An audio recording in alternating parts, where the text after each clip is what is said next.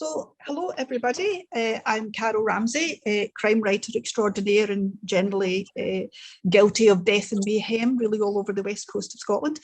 And it's my privilege to be chairing this meeting of the Bloody Scotland Book Club, and I'm trying to keep 3 reprobates under control, which I think will be quite difficult. We have two fantastic bloggers and 2 people who really do fantastic things for crime fiction, and now one of them is a wonderful crime writer herself. We've got Sharon Bairden and Mary Picken, and from the UK Crime Club, and about to publish his first novel later in the year, we have Alex Hawley. So we are going to be talking about books by Donna, books by Johnstone, and books by Saima Mir. So first up, I think we have a wee clip of The Can by this lady, and then we're going to be grilling Sharon Bairden on what she thought of it.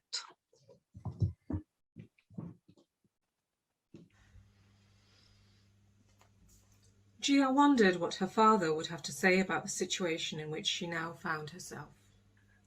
She had considered his dispensation of justice to be ugly and misguided, feeding only his ego and having no place in the betterment of society.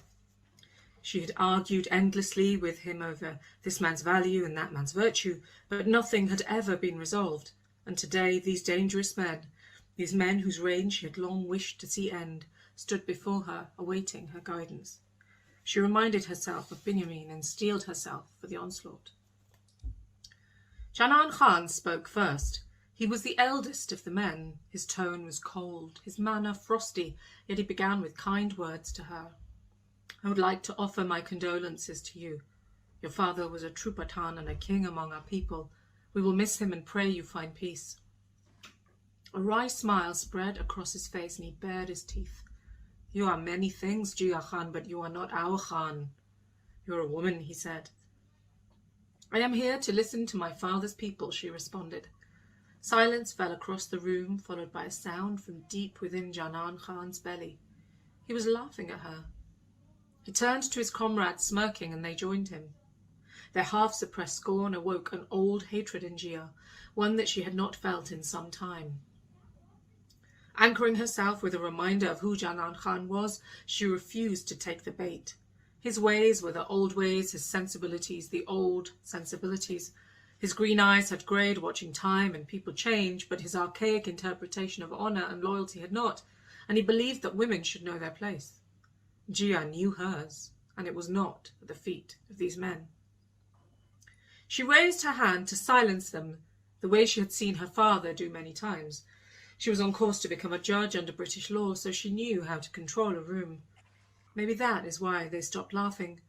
On the other hand, this was not that world, and this was a world in which her worth remained unproven. She waited, allowing the silence in the room to grow until it became unbearable, and Janan Khan exploded. She will lead us into destruction. Look at her, so frightened that she dare not even speak. His anger infected his comrades, and their voices rose like a rabble. Bazik Khan tried to silence them again, but Janan would have none of it. The 2 men's voices became louder and louder, with others at the table trying to outshout each other. Harsh words were exchanged in English and Pashto, accusations flung, and age-old wounds torn open. Gia listened, their words watering the anger within her, and she blamed her father. Was this his badal for her, to let her walk in his shoes? The rage that had taken root when she'd heard what had happened to Binyamin wrapped around her sinews like ivy. She straightened up, her head being pulled by an invisible string that hung from the rafters. She looked at the old men who had built the family empire alongside her father, the men who owned the city and intimidated its inhabitants. She watched them spit and seethe and goad each other, unable to control their tongues and their tempers. And a calm came over her. She was better than this. She was smarter than them. And she had nothing to prove. Wow. It is a beautifully written book, isn't it, Sharon? It's very eloquent and the language is lovely. Yeah, absolutely. I thought it was powerful. I thought it was a really brutal and raw read at times.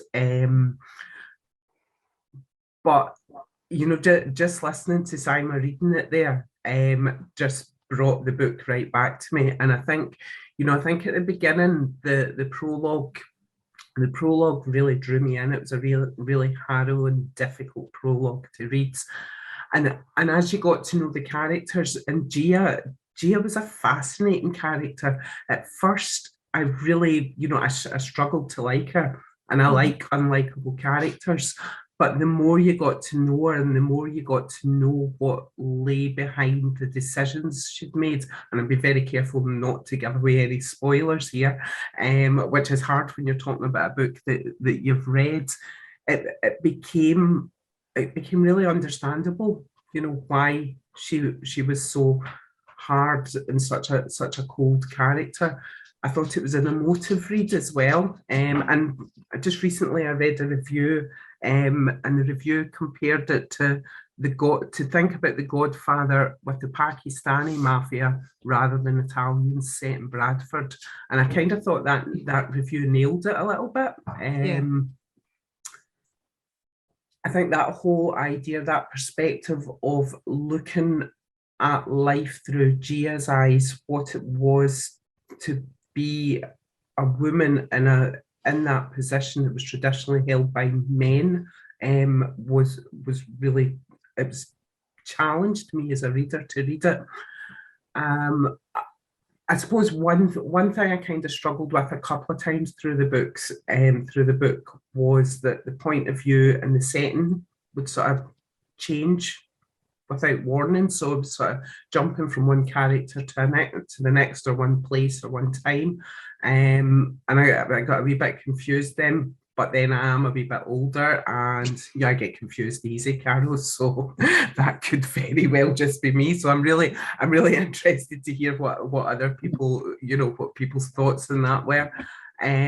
But the whole thing, the whole family dynamics, women's position in that community, you know, the white privilege, the justice system, you know, the sense of persecution that Gia's brother felt. Again, being very careful here not to give away any sort of real spoilers. But I think, you know, if I was to sum up that read, I think it was powerful, it was vibrant, and I would love to read. I would hope that there's another book coming, because the ending. And I think all the reviews I've read, you know, really, you know, hone in that ending where it just left you wanting more to find out what was going to happen next. So yeah. I admired her, but I didn't like her. Yeah, you know, yeah. It's that's a sign of a very good writer, that you're invested in them, although you don't actually like them all that much. So Louise Colvin has just said she thought this book was so well written and very atmospheric, and I think we'll all agree with that. So Mary, what were your comments on this book? What are you thinking? I thought it was immensely powerful. I thought it was morally quite challenging in a few places. I kind of loved that whole idea that Gia's philosophy was you have to be twice as good as men and 4 times as good as white men.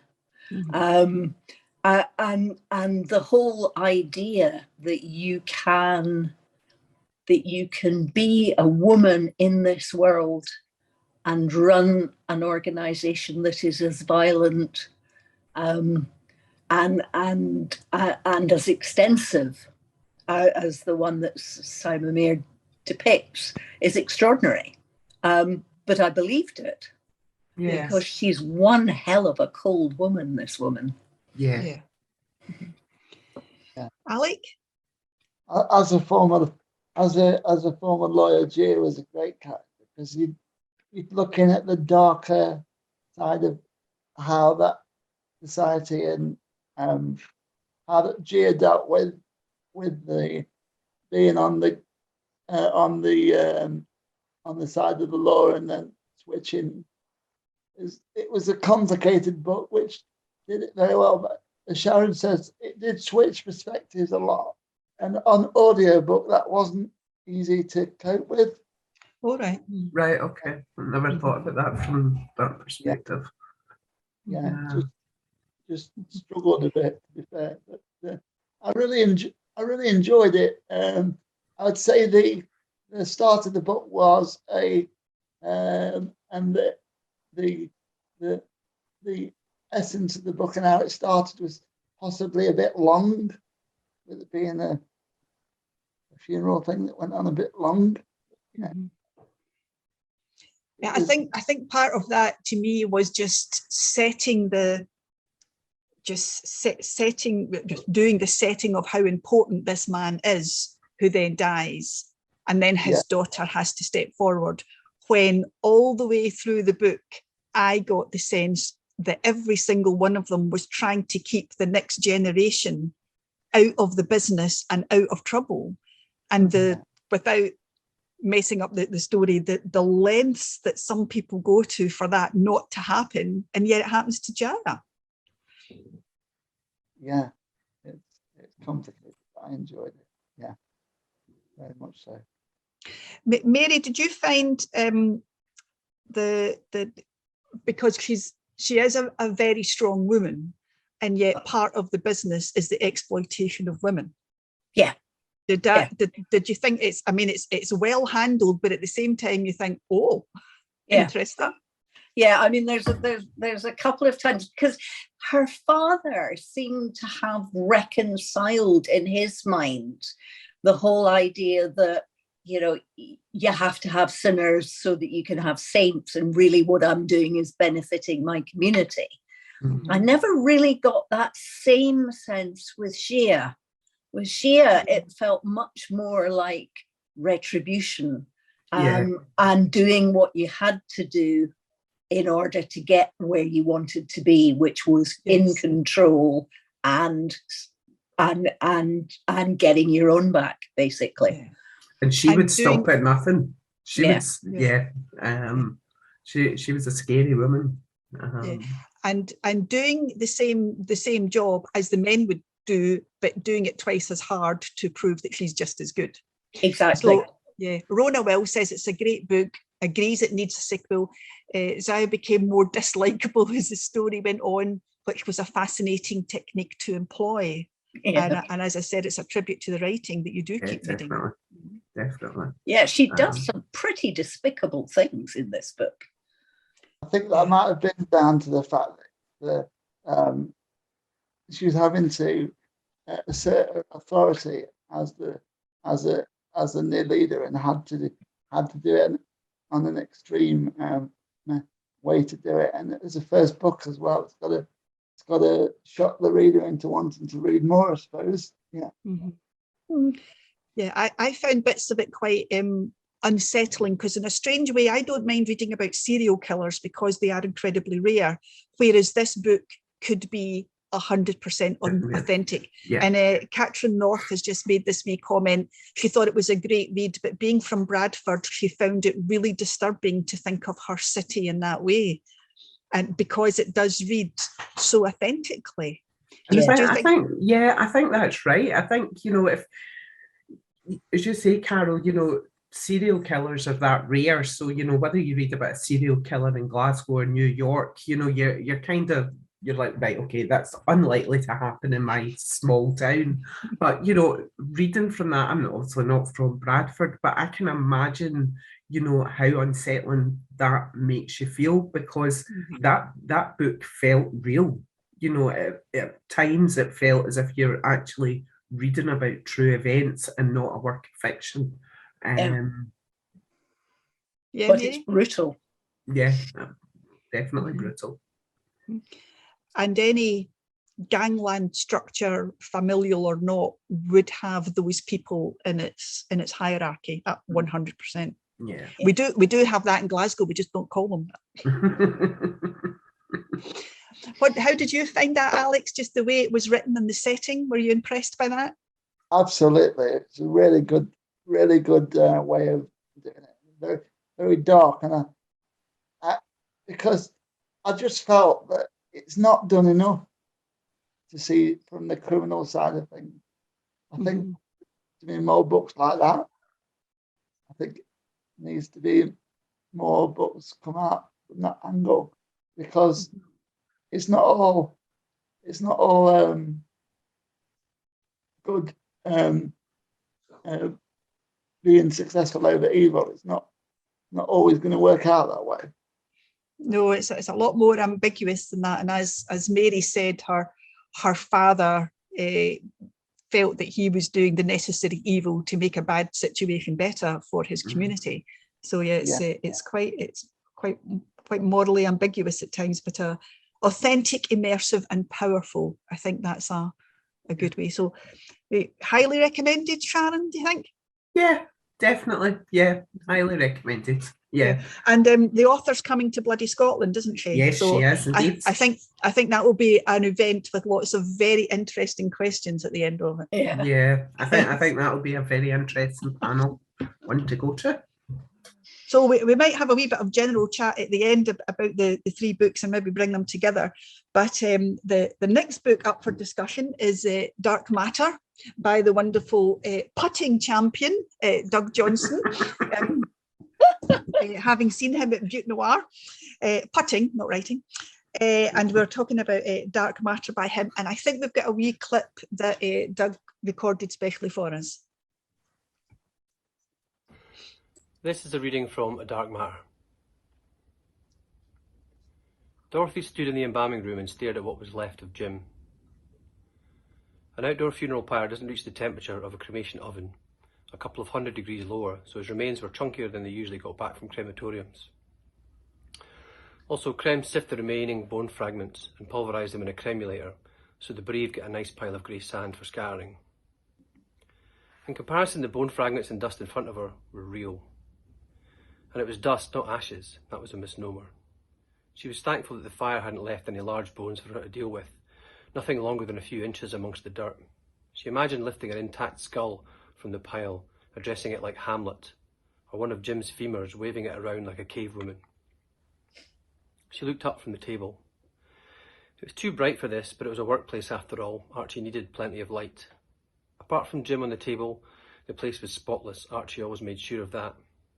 The 6 body fridges along one wall hummed, the names and details of the dead inside written on magnetic cards stuck to the front of each fridge. Arthur Ford, 5'11", viewing required, embalming needed, no jewellery, removed from the Western General. It tied in with the whiteboard upstairs, and for a moment Dorothy had a flash of the business as a single giant organism. She turned back to Jim's remains, picked up a 4-inch shard of white bone. It was as light as balsa wood but solid, all the organic content and moisture vaporised. She held it up to the light, turned it in her fingers. It had one straight edge and one gently curved, and was wider at one end than the other, with a round indentation at the wide end, like it might have been a socket for a ball joint. The narrow end was sharp, and she pushed her thumb against it, felt the pain. She kept pushing until it broke the skin, watched as a droplet of her blood spread along the tip of the bone, darkening it. She sucked her thumb and put the bone in the pocket of her cardigan. She thought of all the atoms from Jim's body now floating in the sky above Edinburgh, rising into the upper reaches of the atmosphere. She thought of other atoms from his pyre dropping onto the soil in their garden, their neighbours' gardens. She thought of the atoms in the brush Archie used to tidy up, the atoms stuck in her own hair, on her clothes, her shoes, in her nose and ears and throat. She licked her pinky finger and dipped it in the dust on the tray, then sucked it. He tasted of bonfires and dirt.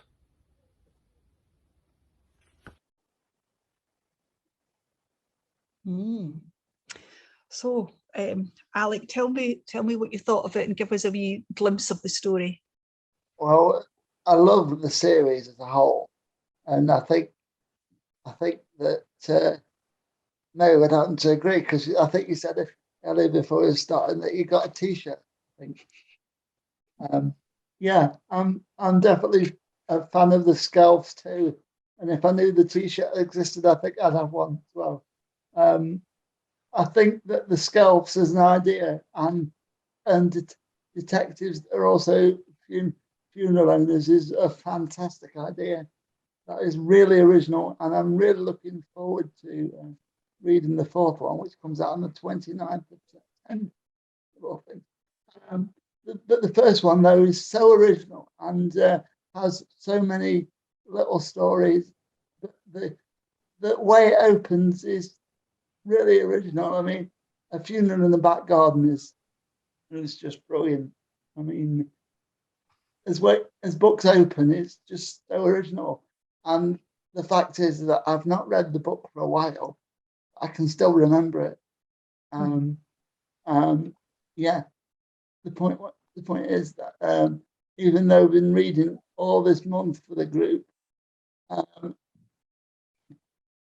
the characters are that memorable that I can still talk about it, even though it's a while since I read it. And I love the daughter who is helping her family out whilst also learning about the planets and everything and stars and stuff, and so original as well. I mean, using science to help her solve things, and then her mum's got to deal with a husband dying and things, and it's just really complicated as a story. But the little mini stories are what make it. I mean, I love in the second book when Doug brings drums into it. It's the little stories that make the book, really. Yeah. You certainly, you get Doug's very dark sense of humour. I mean, that just comes across so wonderfully. But equally, it's a very touching book in places, especially the start where they kind of want to keep the spirit of their dad kind of there. Just going at Marion Todd says that she really enjoyed it. She thought it was darkly comic and just wonderful. Rona Will says that she thoroughly enjoyed the book about the obscurity of life and the 3 generations of women. It was just captivating. What did you think about the women in this book, Mary? Well, I love these women. They're completely glorious. They're really well drawn. They're properly rounded. They're as far away from stereotypes as it's possible to get. I think they're women. They're women I know. They're women I recognise. They make mistakes. They laugh. They're confident in their own skin. They do things they shouldn't, but most importantly, they do what women do in times of adversity. They roll up their sleeves and they get on with it. And he manages to portray 3 generations of women really, really well in a book which is incredibly relatable, but is also about life, death, the universe, and the science of everything. And that's just kind of a stunning achievement, I think. I love this series with a passion. I think if you didn't know that Doug, is he a PhD in nuclear physics? I think you get the feeling that this gentleman knows how to handle that subject and that matter, and how to explain it in a very relatable way about the interconnectedness of everything. Of everything, yeah. Of everything. Yeah. Sharon, what do you think? I was absolutely rubbish at science at school and I hated it. And I always say, if Doug Johnstone, if he was older than me, obviously, and had been my teacher, I would have probably been one of the most intelligent people in the world, because he just makes it all so easy to understand. And the 3 of you were talking there about how it's a story about death, it's a story about grief and adversity, and there's that dark humour, but it's such a poignant read. I found myself, and I can still, like Alexander, I've not read it for a while, but I can still remember it, and all that talking about the atoms in the sky, and touching things that somebody that was so close to you touched before. And I thought, for somebody who's experienced loss, it was very, very powerful to read. And as Mary says, Mary said, I think before she came on, she's got a t-shirt saying she's a skillfaholic. And, I think we would all proudly say that we are skillfaholics, and I'm definitely proud of it. Absolutely.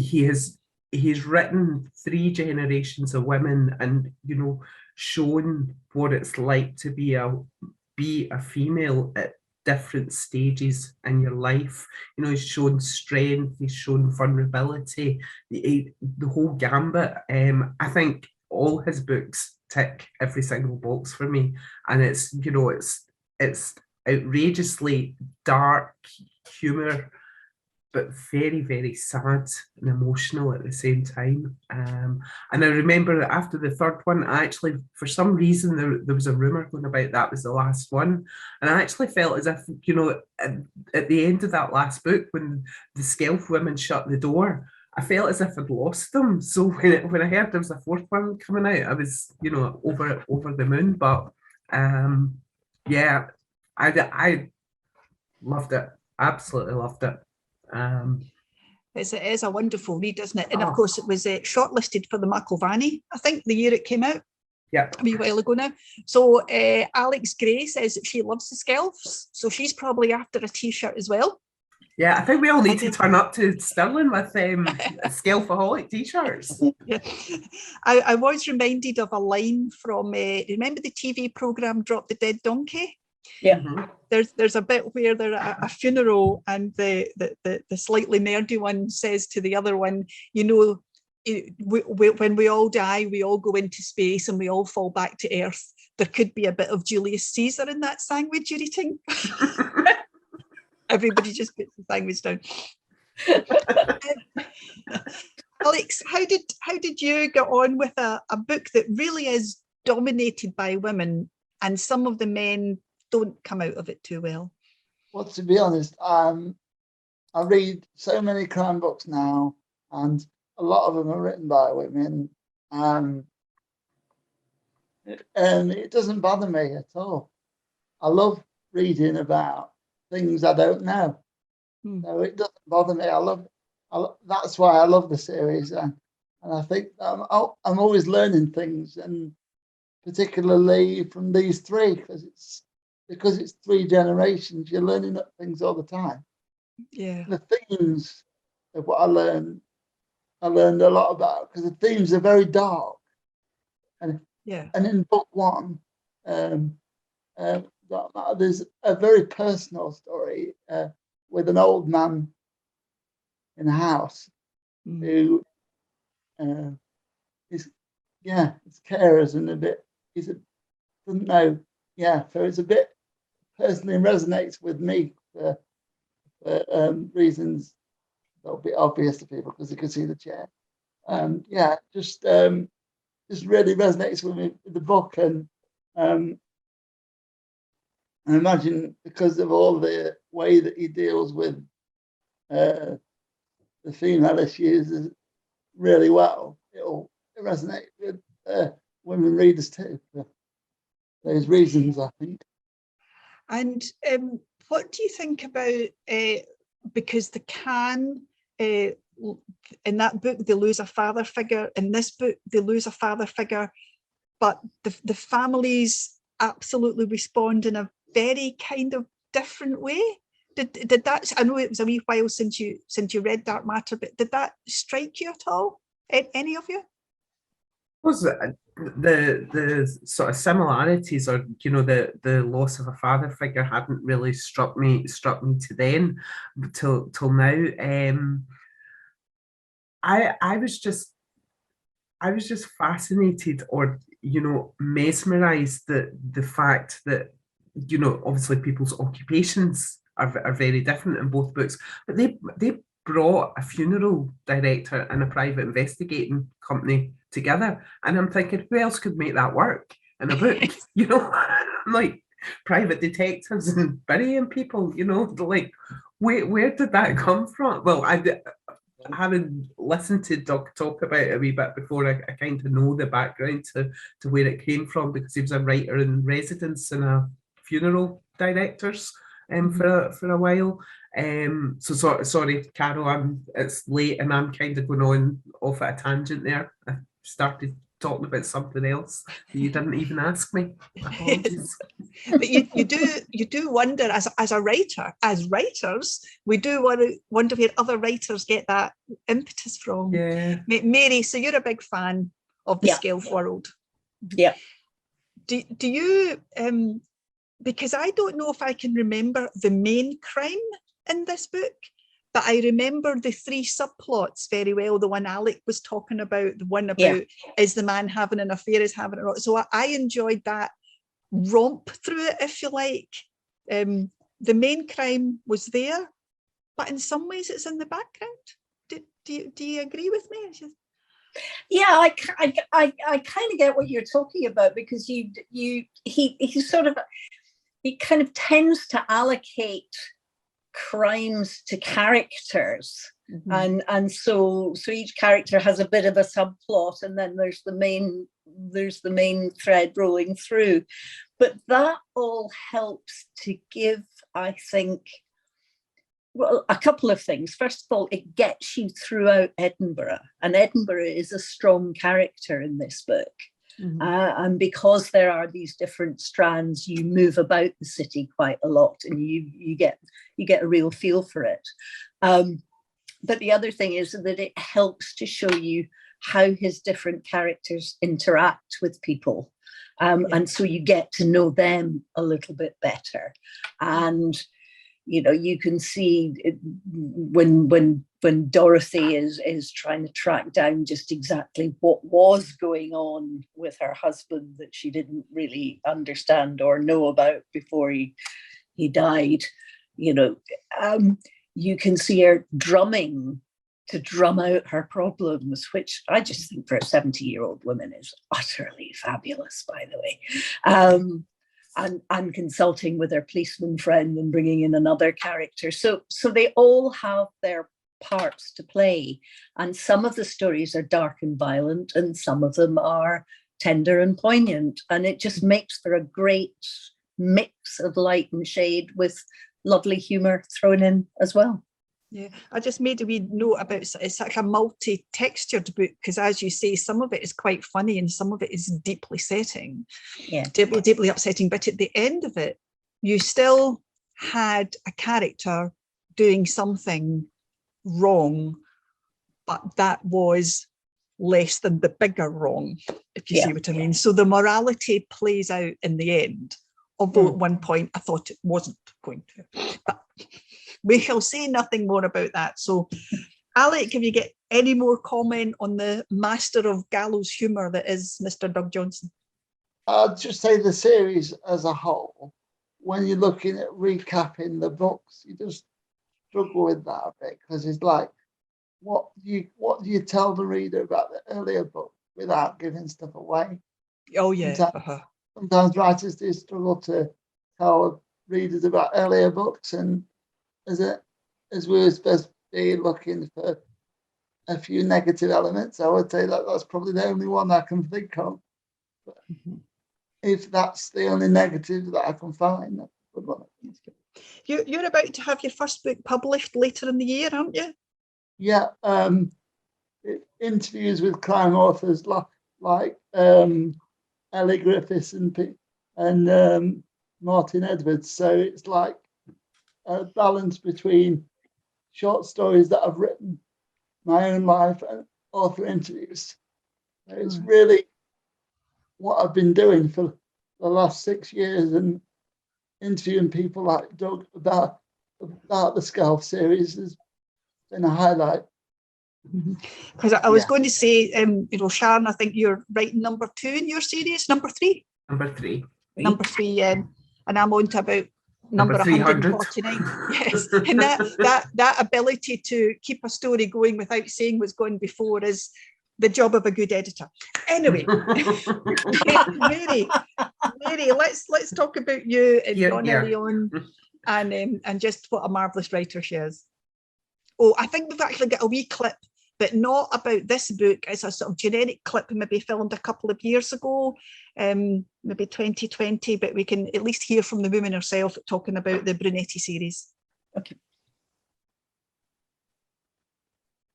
Commissario Guido Brunetti is a commissario of the Italian police. He's Venetian. He's married to a woman who is the daughter of one of the wealthiest men, and a nobleman, one of the wealthiest men in the city and most highly born in the city. And so he has contacts between his own friends, because he's from the lower classes, and to the upper classes because of his wife's connections. He is honest, he's hardworking, he's cultured, he reads the classics primarily, history, the Greek and the Latin historians, that's his favorite reading. And he's a very speculative man. He's a decent man. He has 2 teenage kids that he loves to distraction. He's a good father, he's a good worker, but he's always troubled by the complexity of human evil and the complexity of human desire. He's a very introspective person, he's a very thoughtful person, and he's very, very smart. I've been doing this for 28 years, which is a long time. And Brunetti has not aged more than about 10 years in this time, nor have his children, nor has his wife. And so the series doesn't really work as a series because the reader is not conscious of any serious time change because there's very little carbon dating. I seldom make references to historical events or to living people or living politicians. And so one can jump into the series with no fear of not understanding what's going on. He's always going to be a happily married man with a very attractive, intelligent wife with 2 nice kids and with a varied assortment of people with whom he works. Some he likes, some he doesn't. The crimes change from book to book, but the ambiance and the place, the sense of place doesn't change much. And I like that because I don't want to have to deal with the problems that should ensue after 28 years. His children should be adults by now, and he should be a great grandfather, but he's not. So he's kind of kept in amber, and maybe that's an image of Venice because Venice doesn't change much. You can look at buildings and see that what they looked like 1,000 years ago or what they looked like 500 years ago. They don't change. The city doesn't change much, nor does Brunetti change much.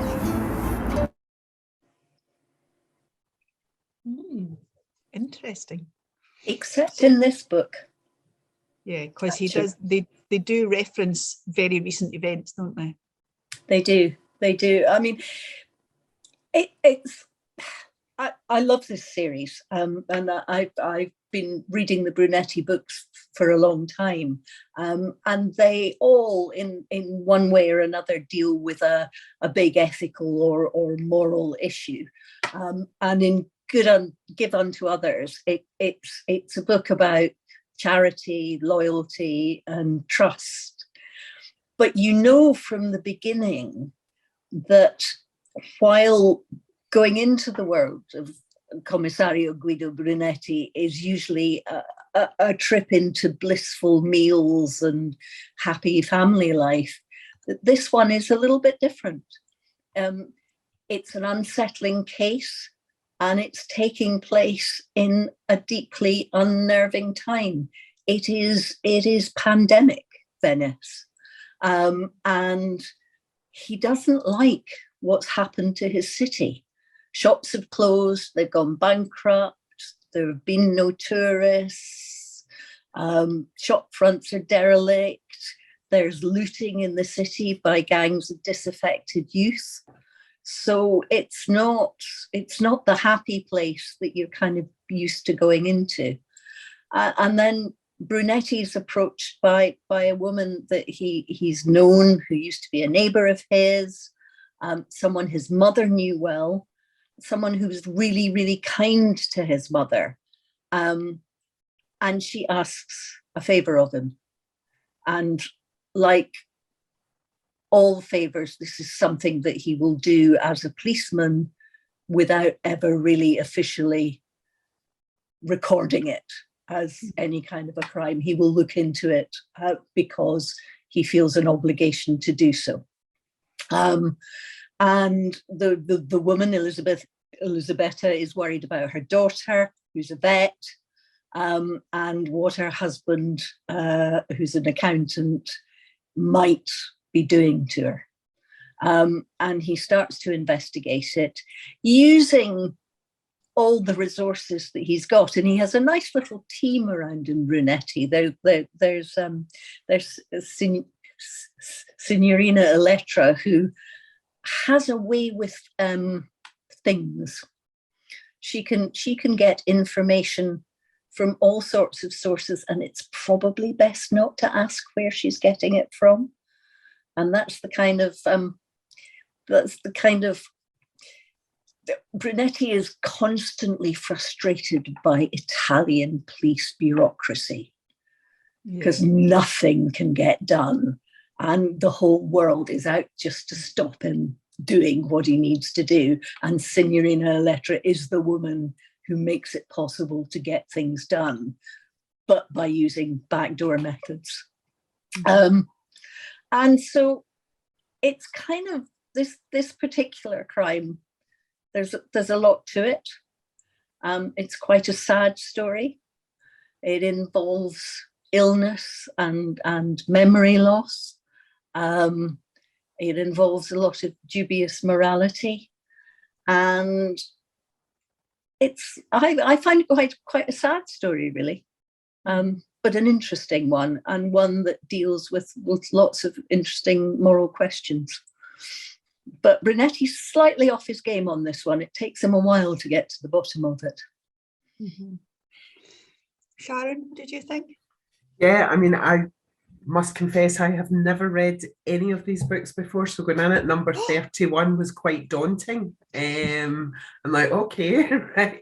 And I worried a wee bit that, I'm pretty relaxed about reading books out of order in a series, but I never usually go in that late. So I was a wee bit worried that I maybe lost some of that sort of backstory, that sort of the relationships, the dynamics between the family. But Donna Leone's video there was really fascinating, and I loved how she just described that, she's been writing this for over 28 years now, and he's not aged, he's not changed, he's not a great grandfather, and it's about the city being the same. So I kind of feel a wee bit better about that now.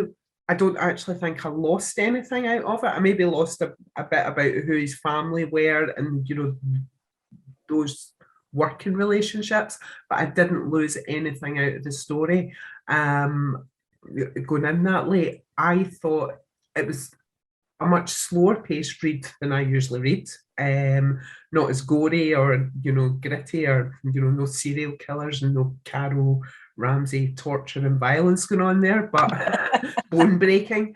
And it felt a much more gentle read, but I kind of got lost in it a wee bit, absorbed in it.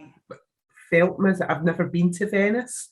I really want to go to Venice now. But and Mary, what you were saying about the sort of pandemic stuff and the memory loss, I think that gave it an unsettling, dark, claustrophobic feel about the book, about reading. There was that really unsettling feel, because we can all remember what the pandemic was like.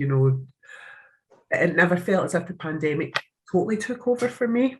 I found she approached that quite well. It was handled quite well, and I worried about reading books that involved the pandemic, because I thought, we've just been through this. But I thought she handled that really well. I thought it was a beautiful read, really atmospheric. It was like she was painting pictures as she wrote. So I was visualizing a lot. It was a really visual read for me as well. So someone described this book as like sipping a beautiful old liqueur.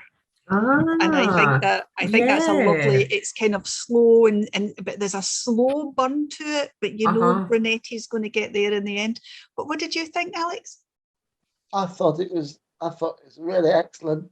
And as a fan of Tom Benjamin, who's written about it, it was like going on a holiday again. It's like, I love holiday books, and Sharon said, starting at 31, I did worry about it a lot. There was no kind of things to worry about, because I thought that there was no big references to the earlier books, which I was very surprised about how well she managed that. it's a big challenge to do it when you've been writing a series for that long. The main crime for me was fascinating because I've got a background in criminology and corporate crime, so I understood what was going on and really enjoyed the fact that she was looking at a crime that a lot of books don't look at. And yeah, it's often very easy to overlook a crime like that because it can be dry at times, but she did well, and there was a lot of elements of humor which I was not expecting as well. It's dark, but the hardest bit for me was the memory loss and dementia, because that's something that my family's having to deal with at the moment. But that was dealt with very sensitively and done very well. I really enjoyed the way it was handled reminded me of the very weirdly of the last Bollander book. Yeah, and I actually read that while I was in Venice. So I had this wee sort of, oh my goodness, this is slightly coincidental. So there is a lot of love for Donna Leone coming through on the WeChat line. Helen Asari says that she's so excited that she's appearing at Bloody Scotland at the Crime Festival in Stirling. She can hardly wait. And Henk van Abelen says he's really looking forward to seeing her there. He just loves Brunetti and loves Venice. And Alex Gray is being part of that interview, so I think that'll be great. Again, I think Alex is book 17 or 18 in her series, so I think that'll be a interesting thing about how you tackle that length of series. Mary, are you a wee bit in love with Brunetti? I think I'm in love with the concept of Brunetti. You don't in crime fiction very often get detectives who are lovely men, deeply appreciative of everything that their wives do for them, come home for a 3-course lunch and compliment the wife as a chef, and whose detection is really as much about understanding the human psyche as it is about following clues. You know, what Brunetti does, he does by understanding human beings, understanding his city and the politics of his city and the class structure of his city, and even understanding the language and the nuances of that. And it's all about connections and emotional connections and seeing people for who and what they are. And that's how he gets to the truth of a matter. And that's just lovely, really. I think I fell a little bit in love with him reading it. Yeah, I think you nailed it there, Mary. You know, we often when you read sort of detective series, it's, you know, the damaged detective, you know, the detectives that's maybe not the good guy as well. And it was a pleasant, refreshing change to read his character. And yeah, my goodness, he can come home and make me a 3-course lunch or praise me for the ham sandwich I might put down in front of him. I'll take that. There's a point in the book where he says something like, he says he's talking to his wife, and he says something like, I'm not sure I'm really very clever, but I am always faithful to the side I fight for. And it is that kind of, that sort of loyalty to his city, to his people, to, you know, to the side of good. Yeah. And Brunetti is unquestionably a man on the side of good. Oh, good. Uh-huh. Do you like him, Alec? Would you invite him out for a beer, Brunetti? I think as the series goes, I think and Sharon said it's a bit slow as a start, and as the books go, I think it's a bit slow but I did enjoy the characterization, and I really enjoyed the fact that it was so different, and also the fact that she openly says that there's not a lot of crime in Venice, and the way that it's dealt with is quite really interesting. The minor crimes with the bigger ones, and then the central crime as well. Much like Doug with more than one stream to the novel. I suppose, yeah. I think I would read more, but I'm not sure which book I'd go for with 30 other books to choose from. I mean, I don't know whether people in the comments that have read more would recommend one for me. They've enjoyed. We can certainly ask that. If you were going to read the Brunetti series, where would you start? I've read about 5 or 6 of them, and they've all been wonderful. But this is certainly the slowest, I don't think is maybe the word, but it's the most sort of intriguing at the start. You just trust the author that this is going somewhere, and you just, as I say, it's like a old liqueur. You just take it gently, and you know where you'll get there. And I don't always think it's slow. People talk about a slow burn read. I don't always think that's a bad thing. No, I think I think sometimes that can build up the tension even more than something pretty fast paced. So although I said it was a slower read than I'm used to, I wouldn't say that was a criticism of it. I think it added to the enjoyment. Yeah, it's just a different kind of book, isn't it? Yeah. And one thing that comes across incredibly strongly in the book is his frustration with just bureaucracy and people not doing things. And just, if anybody's ever dealt with the council, that's what this man deals with every day in his work. I think that's why I liked him so much, that frustration with red tape. Felt his pain. Helen Ansari is saying that she just agrees with Mary that she would actually marry Brunetti if she got the chance. Yeah. Have you got a last word on the book, Mary? I think.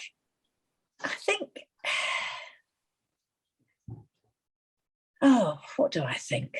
I think that it was interesting because I learned some things about Brunetti that I hadn't known before, because the whole thing about the connection with his mother and the poverty of his upbringing and the way that the pandemic and the way Venice is in this book is making him think back to his childhood and growing up. And that kind of made me like him more and understand him a bit better. And I hadn't perhaps got quite as much of that background from some of the earlier books, so that was nice. I enjoyed that. So Douglas Johnston's Skelf series is going on to book 4, and we hope there's going to be a follow-up to the Can. Mary, where do you see Brunetti going? Is there going to be a book 32, do you think? Oh, I certainly hope so. And I'm hoping it will be set in a reopened Venice with a happier Brunetti doing what he does best. Mm-hmm. Yes, I hope so, because it made me sort of regret that. I mean, obviously life gets busy and you fall away, but I'm going to go back and revisit the series now because I do like them so much. So we're getting close to time. So I think just to remind you that all the authors who have been on tonight, Saima Mir and Doug Johnstone and Donna Leon, are all going to be appearing in one form or the other at Bloody Scotland. So that's fabulous. And I think now we have Margaret Kirk waiting in the wings to come on and tell us what the Bloody Scotland Book Club is going to be up to next month. Yay. Hi, yes. So next month's meeting is on Thursday the 29th at 7 o'clock. And I'll be hosting Anna Day, Sarah Adebe and Gordon McGee to talk about 3 very different but very intriguing books. So we have Under the Marsh, the latest in Gareth Holliday's Highlands-based DI Monica Kennedy series. And then we have Erin Kelly's The Skeleton Key, which was described as a taut, mesmerizing novel about a daughter haunted by her father's legacy. And finally, of course, the first Peter Grant novel by Sunday Times bestseller Ben Aronovich. So these are three very, very different, I think very intriguing books. And I'm really looking forward to talking about them with my guests. So hope you're free to come along. Mm-hmm. Yeah, they're very, very, very good books. I've read one of them and it's fabulous. And continuing with that theme of daughters being mesmerised by what their fathers have done in their life. So absolutely, that's very good. Anything else to say about the books tonight, or are we closing up? I'd say there's just 3 really good books that have covered all kinds of different areas, and that's what I love about the Scotland Book Club, because you don't know what you're going to get every month, and you could be getting all sorts from anywhere in the world as well, which is great. Because I don't think you could have picked 3 more different books if you tried, which shows what a wide community that crime writing is. Oh, Yeah, I definitely. would definitely recommend all 3. You know, a couple of them I maybe started off thinking, oh, I'm not quite sure about this, but by the end of it, and you know, just I think the discussions tonight just sort of cemented what I felt about the books. So yeah, and I'm definitely going to go back and read some Donna Leon. Don't know if I'll start at number 1 and work my way through to 31, but I'm going to take some recommendations from Mary Picken as to where to start. Are you going for some bruschetta with Brunetti? Yes, please. While you're in Venice, yes, you must I shall book a trip now. Yes. Why don't we get Bob McDevitt to organise the bloody Scotland travel club? Yes. And we can actually go to the places with the books. Now that's a good idea, Carol. Yes, I think we should get them started on that. Yeah. So I'd just like to thank you, Sharon, and thank you, Mary, and thanks, Alex, and everybody who's joined us and everybody who's commented on us. It's been very, very good and just an excellent Bloody Scotland book club. So Doug Johnstone, Dark Matter, and Saima Mir with The Can. Excellent reading. I don't have a copy of the Donna Leon one because I read it on Kindle. So I'm afraid to put that. Okay, so just like to say thank you to you all, Thank and you, Caro. we'll see you, Margaret. We'll see you next month.